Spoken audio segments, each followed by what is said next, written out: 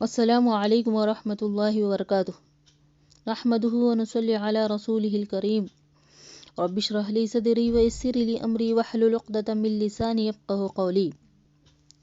ربی زدنی علما، اللہم ربی زدنی علما۔ تمام قسم کی تعریف اللہ رب العالمین کے لیے لائق و زیبہ ہے، اور اس کے بعد ہمارے آخری نبی محمد مصطفیٰ صلی اللہ علیہ وسلم پر درود ہو۔ اللہم صلی وسلم وبارک علی نبینا محمد۔ عزیز سامعات، الحمدللہ ڈپلومہ کورس کا تیسرا سیمسٹر شروع ہونے جا رہا ہے۔ اللہ تعالیٰ سے دعا ہے کہ اللہ تعالیٰ ہماری اس کوششوں کو قبول فرمائے اور عمل صالح کی توفیق عطا فرمائے۔ اس سے پہلے ہم سیرت رسول صلی اللہ علیہ وسلم جان رہے تھے، الحمدللہ۔ آج سے ہم فتوحات اسلامیہ کے بارے میں جاننے کی کوشش کریں گے انشاءاللہ۔ اسلام ایک ایسا مذہب ہے جو دوسروں پر اپنا دین زور زبردستی سے مسلط نہیں کرتا، تاہم اسلام مسلمانوں پر یہ فرض عائد کرتا ہے کہ وہ اس دین کو لوگوں تک پہنچائے، لوگوں کو حکمت اور اچھی نصیحتوں سے دین کی طرف بلائیں۔ اس کے بعد تمام لوگ آزاد ہیں، وہ دین قبول کرے، مسلمان ہو یا نہ ہو۔ لیکن 7ویں صدی عیسوی میں مسلمانوں کے ہمسایہ سلطنتیں فارس اور روم کے حکمرانوں نے خود کو خدا کا درجہ دے رکھا تھا، یعنی اپنے آپ کو خدا کہہ رہے تھے۔ اہل فارس بڑی بڑی گمراہیوں میں مبتلا تھے۔ ان کے ہاں بہنوں اور ماؤں سے شادی جائز تھی، نعوذ باللہ۔ اور اس کے علاوہ وہ اپنے مردوں کو دفن کرنے کے قائل بھی نہ تھے۔ اپنے مردوں کو دفن نہ کرتے تھے، بلکہ وہ اپنی لاشوں کو کھلی جگہ رکھ دیتے تھے تاکہ مردار پرندے جانور ان کو کھا جائیں۔ اسلام لوگوں کے درمیان مساوات پیدا کرنے کا دین ہے۔ کسی عربی کو اجمی پر اور کسی عجمی کو عربی پر فضیلت نہیں دیتا، سوائے تقوی و پرہیزگاری کے۔ ان حالات میں فارس اور اس کے ماتحت ممالک میں جب دین اسلام کا دروازہ کھل جاتا ہے تو ایرانی بادشاہوں نے اپنے علاقوں میں دعوت اسلام کا دروازہ بند کر رکھا ہوا تھا، یعنی وہ نہیں چاہ رہے تھے کہ اسلام ان کے ملکوں میں آئے۔ جب رسول اللہ صلی اللہ علیہ وسلم کا نامہ مبارک یعنی خطوط شاہ فارس کے پاس بھیجا تو اس نے آپ صلی اللہ علیہ وسلم کے خط مبارک کو چاک کر دیا، یعنی پھاڑ دیا، اور اپنے ساتھی کو مدینہ بھیجا تاکہ وہ آپ صلی اللہ علیہ وسلم کو گرفتار کر کے اس کے سامنے پیش کریں۔ اس بادشاہ کا نام خسرو پرویز تھا۔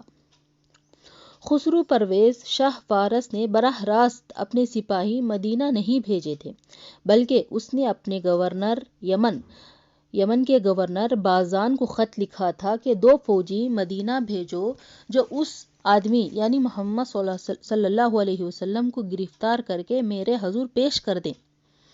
چنانچہ بازان کے 2 فوجی افسر مدینہ پہنچے۔ نبی کریم صلی اللہ علیہ وسلم نے ان سے فرمایا، میرے رب نے آج تمہارے بادشاہ کو مار دیا ہے، یعنی وہ بادشاہ مر گیا ہے۔ دونوں فوجی بازان کے پاس لوٹ گئے۔ یہ بات سن کر وہ فوجی لوٹ گئے اور خسرو پرویز کے قتل کی خبر سچ نکلی، جسے اس کے سوتیلے بیٹے شیرویہ نے ہلاک کر دیا تھا۔ اس پر گورنر بازان اور یمن کے فارسی لوگ تمام مسلمان ہو گئے۔ فارس کا حال۔ اب روم کے حالات۔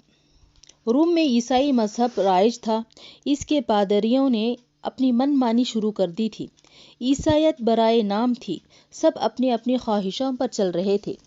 جب رسول اللہ صلی اللہ علیہ وسلم کے سفیر حارث بن عمیر رسول اللہ صلی اللہ علیہ وسلم کا خط پہنچانے گئے تو رومی حکام نے ان کو گرفتار کر کے شہید کر دیا۔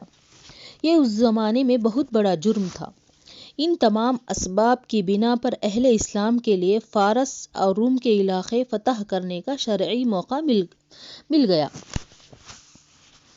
کیونکہ انہوں نے دروازہ بند کیے تھے نا۔ اس جرم کی وجہ سے اہل اسلام وہاں جانے کے لیے ان کو موقع مل گیا۔ چنانچہ مسلمان اس آیت قرآنی کے زمرے بلند کرتے ہوئے ان ملکوں کی طرف بڑھتے چلے گئے۔ هو الذي أرسل رسوله بالهدى ودين الحق ليظهره على الدين كله وكفى بالله شهيدا۔ وہ اللہ ہی تو ہے جس نے اپنا رسول ہدایت اور دین حق کے ساتھ بھیجا تاکہ وہ اسے سب ادیان پر غالب کرے، اور اللہ بطور گواہ کافی ہے۔ اس آیت قرآنی کی روشنی میں صحابہ کرام صحرائے عرب سے نکل پڑے اور اللہ کے دین کے داعی بن کر تمام عالم میں پھیل گئے۔ سبحان اللہ۔ فتوحات کا آغاز 12 ہجری سے ہوا۔ فتوحات کا آغاز 12 ہجری 633 عیسوی سے ہوا، جب خالد بن ولید عراق میں داخل ہوئے اور اسی سال ماہ رجب میں اسلامی لشکر لے کر شام کی طرف بڑھے۔ خالد بن ولید اسلامی لشکر لے کر شام کی طرف بڑھے۔ اسلامی لشکر 2 سمتوں میں آگے بڑھا: مشرق میں عراق، فارس اور اس کے آگے کے علاقے، اور شمال میں شام، فلسطین اور اس کے بعد کے علاقے۔ مغرب کی طرف مصر، افریقہ، اندلس، ان تمام علاقوں میں اسلامی لشکر اسلامی دعوت لے کر پہنچے۔ جب مشرق کی طرف حضرت خالد بن ولید پہنچے تو خلیفۃ رسول حضرت ابوبکر رضی اللہ تعالیٰ عنہ نے خالد بن ولید کو 18,000 کا لشکر دے کر عراق روانہ کیا۔ انہوں نے آتش پرست آگ کی پوجا کرنے والوں ایرانیوں کو شکست دی۔ ان کے ہاتھوں ہیرا کا سقوط عمل میں آیا۔ پھر انہوں نے مغرب میں ایرانی فوجوں کا مکمل صفایا کیا۔ 15 معرکے سرکائے، خالد بن ولید 15 جنگیں لڑیں۔ 15 جنگیں لڑنے کے بعد وہ آگے ہی بڑھنا چاہ رہے تھے کہ شام میں ان کی ضرورت پڑ گئی۔ چنانچہ حضرت ابوبکر صدیق نے انہیں خط لکھا کہ وہ اپنی آدھی فوج لے کر شام پہنچے اور آدھی مثنہ بن حارثہ کے پاس عراق میں چھوڑ جائیں۔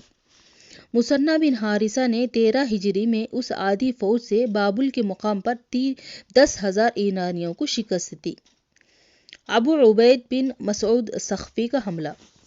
خلیفۃ رسول صلی اللہ علیہ وسلم حضرت ابوبکر صدیق رضی اللہ عنہ وفات پا گئے تو امیر المومنین عمر فاروق رضی اللہ تعالیٰ عنہ نے ابو عبید بن مسعود ثقفی کو لشکر دے کر بھیجا، جنہوں نے ایرانیوں کو کئی جنگوں میں شکست دی۔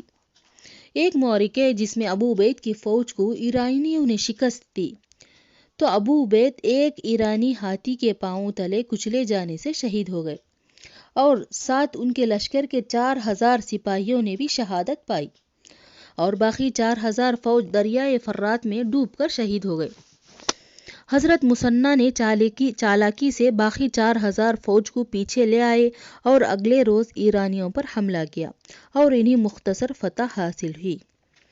پھر حضرت مثنہ کے پاس کمک بھی آ پہنچی مدینے سے، اور رمضان 13 ہجری میں معرکہ پیش آیا، اور جس میں مثنہ رضی اللہ تعالیٰ عنہ نے ایرانیوں کو بری طرح شکست دی اور اپنے ساتھی ابو عبید کا بدلہ لے لیا۔ اس کے بعد انہوں نے عراق کے ایک سرے سے دوسرے سرے تک بڑی جلدی سے چھاپا مار کارروائیاں کیا۔ چھاپا مار لڑائی ایک ایسی لڑائی تھی جو جان پر کھیل کر دشمن کے کیمپ تک چلے جاتے اور ان کی رسد کو آگ لگا کر آ جاتے۔ کبھی کبھار اس آگ میں یہ سپاہی بھی جل جاتے، مگر اس دستے میں ایسے افراد کو چنا جاتا جو موت کو گلے لگاتے، اپنے جان کی پرواہ کیے بغیر دشمن کے قلب میں چلے جاتے۔ بہرحال حضرت مثنہ بن حارثہ نے ان کارروائیوں سے دشمن کے دلوں میں رعب ڈال دیا۔ اس کے بعد ایرانیوں کو مسلمانوں کے مقابلے میں آنے کی ہمت ہی نہ رہی۔ حضرت سعد بن ابی وقاص میدان قادسیہ میں۔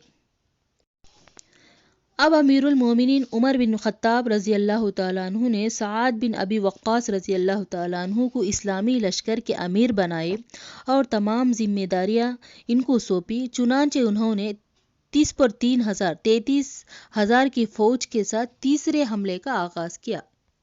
15 شعبان 15 ہجری کو قادسیہ کا معرکہ پیش آیا، جس میں ایران کے لشکر عظیم 2 لاکھ افراد تھے۔ گھمسان کی لڑائی چلی۔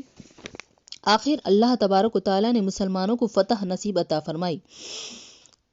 33,000 کی فوج نے 2 لاکھ افراد کو شکست دی۔ اس کے بعد شاہ ایران کو راہ فرار اختیار کرنی پڑی۔ اس دوران مسلمانوں نے ایک اور شہر حلوان فتح کر لیا اور ایرانی سپہ سالار ہرمزان کو گرفتار کر کے امیر المومنین حضرت عمر فاروق کی خدمت میں مدینہ بھیج دیا۔ اس کے بعد نعمان بن مقرن کی قیادت میں اہل فارس کے خلاف جنگ لڑی۔ اس میں مسلمانوں کی تعداد 15,000 تھی۔ 15,000 مسلمانوں نے 1.5 لاکھ کے لشکر کو شکست فاش دی۔ فارس اس کے بعد اتنا بڑا لشکر کبھی جمع نہ کر سکا۔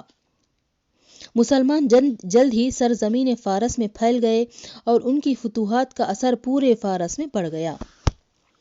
الحمدللہ، باقی اگلے درس میں انشاءاللہ۔ وآخر الدعوانا الحمدللہ رب العالمین۔ السلام علیکم ورحمۃ اللہ وبرکاتہ۔